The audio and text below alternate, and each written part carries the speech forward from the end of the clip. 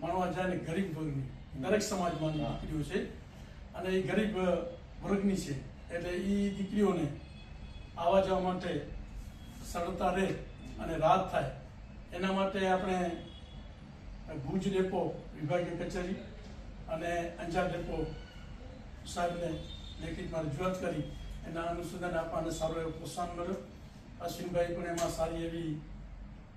સારા કામમાં ભાગ ભજવ્યો એનો પણ આભાર. સાહેબે કીધું છે કે તમે આવો આપણે બેસી અને કેવી રીતે આપણે એનું આયોજન કરશું તો એના માટે તે પણ તૈયાર છે અને આવતા દિવસોમાં વાલી મંડળ દ્વારા શાળાની દરેક મુલાકાત લઈ અને શાળામાં પૂરતી કર્યો કારણ કે આ વાલી મંડળ લગભગ 20 વર્ષથી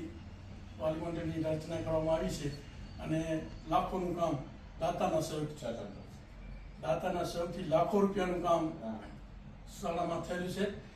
એના ભાગરૂપે હજી પણ આપણે ઘણી બધી વિદ્યાર્થીઓ જે દરેક સમાજના છે 18 વર્ગના વિદ્યાર્થીઓ છે એને કેવી રીતે રાહત થાય એને કેવી રીતે આપણે પ્રોત્સાહન મળે એની ખૂટતી કડીઓ આપણે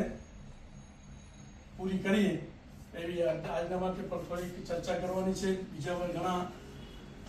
મુલાકાત લેવાની છે શાળાની અને શાળામાં કઈ રીતે બધું શિક્ષણ ચાલી રહ્યું છે, વ્યવસ્થા કેવી રીતે છે એ બધા અંગે આપણે આવવાનું છે તો ચર્ચા આપણે અત્રે કરીશું. એની ચર્ચા ગુજરાત એ બોલી નાખો ને પછી મારી છે